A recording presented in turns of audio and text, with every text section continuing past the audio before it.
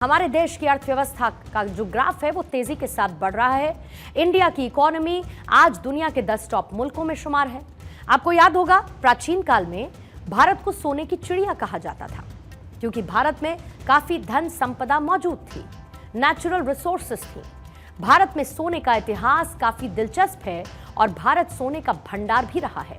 और यही वजह है कि रिजर्व बैंक ऑफ इंडिया यानी कि आरबीआई ने सोने की बम्पर खरीदारी कर सरकारी खजाने को और मजबूत कर दिया है।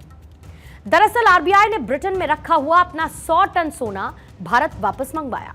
यह सोना अब देश की ही अलग अलग वॉल्ट में रखा जाएगा। 100 टन गोल्ड लाने के लिए एक स्पेशल एयरक्राफ्ट का इस्तेमाल किया गया। साल 1991 के बाद पहली बार इतने बड़े पैमाने पर सोना मंगवाया गया, क्योंकि 1991 में जब देश को फॉरेन एक्सचेंज क्राइसिस यानी कि विदेशी मुद्रा संकट का सामना करना पड़ा था, तब सेंट्रल बैंक ने अपने सोने के भंडार का एक हिस्सा गिरवी रख दिया था।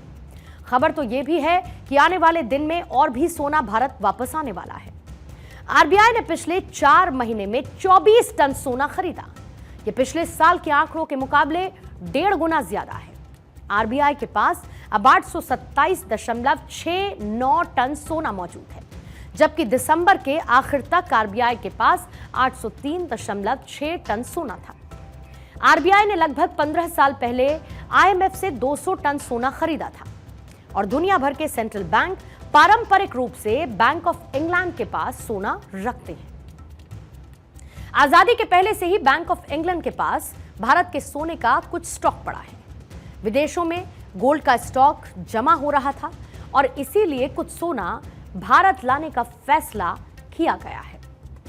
हालांकि इतनी बड़ी मात्रा में लंदन से नई दिल्ली तक सोना लाना आसान काम नहीं था। इस काम में कई महीनों का समय लगा और परफेक्ट प्लानिंग की गई। तब कहीं जाकर ब्रिटेन से सोना भारत की तिजोरी में आ पहुंचा है।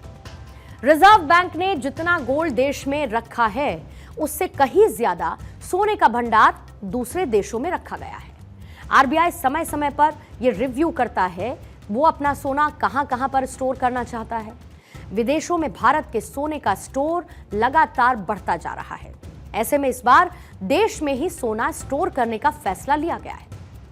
दरअसल चोरी, प्राकृतिक आपदा यानी कि नेचुरल डिजास्टर या फिर किसी भी तरीके का राजनीतिक अस्थिरता, इन तमाम फैक्टर्स को देखते हुए भी विदेशों में सोना रखने का चलन है। बैंक ऑफ इंग्लैंड के पास जबरदस्त सिक्योरिटी सिस्टम है और गोल्ड स्टोरेज हैंडल करने की सबसे बढ़िया सुविधा भी है। जिस तरीके से सोने की कीमत में हाल ही में एक बड़ा उछाल दर्ज किया गया और सोना रोज रोज नए रिकॉर्ड्स बना रहा है, इसकी एक वजह यह है कि दुनिया भर के सेंट्रल बैंक सोने की जमकर खरीद कर रहे हैं। खासकर भारत, चीन और तुर्की के केंद्रीय बैंकों में सोना खरीदने की होड़ मची है। जब भी दुनिया में जियोपॉलिटिकल तनाव बढ़ता है और शेयर बाजार में गिरावट आती है, तो निवेशक सोने की ओर भागते हैं। सिर्फ लोग ही नहीं बल्कि सरकार भी गोल्ड खरीदारी करती है। हाल ही में रिजर्व बैंक ऑफ इंडिया ने केंद्र सरकार को 2.11 लाख करोड़ रुपए का डिविडेंड देने का ऐलान किया, जो अपने आप में एक रिकॉर्ड है। मतलब इससे पहले रिजर्व बैंक ने इतना बड़ा डिविडेंड कभी नहीं दिया। यह सरकार के अनुमान से 2 गुने से भी ज्यादा है। सरकार ने इस साल के लिए सिर्फ 1.02 लाख करोड़ रुपए का अनुमान लगाया था। भारतीय अर्थव्यवस्था लगातार जिस तेज रफ्तार के साथ आगे बढ़ रही है, इसे वर्ल्ड बैंक से लेकर आईएमएफ तक तमाम ग्लोबल एजेंसीज ने खूब अप्रिशिएट किया। मोदी सरकार का लक्ष्य 2028 तक भारतीय अर्थव्यवस्था को $5 ट्रिलियन की बनाकर भारत को दुनिया की तीसरी सबसे बड़ी अर्थव्यवस्था बनाना है।